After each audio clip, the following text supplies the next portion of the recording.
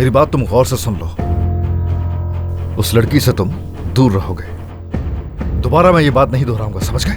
दूर रहना उससे। अरे बस करे, मुझे मत बताएं क्या करना है। मुझे कहाँ जाऊंगा, किससे मिलूंगा? आपको हिसाब देने का पाबंद नहीं हूँ भाई। क्या कह रहे हो तुम ये? समझ सकता हूँ कि सारा गुस्सा आपका उन पर है।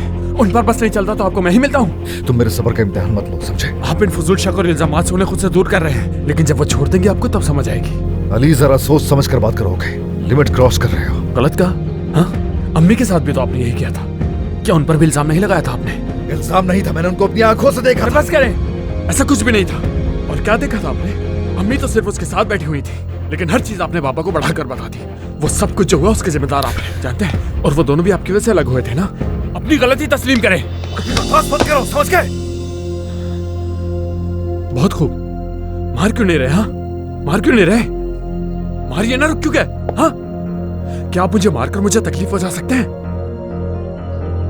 क्या आपकी मार मुझे वो तकलीफ दे सकते हैं जब मैं 8 साल का था और आपकी वजह से मैंने अपनी मां को खो दिया था? सब आपकी वजह से हुआ था भाई, तो आप मजीद तकलीफ नहीं दे सकते मुझे। और एक मशवरा है आपके लिए, हुमैरा आपा के साथ भी ऐसा मत करें, नवाल की मां भी ना छिन जाए।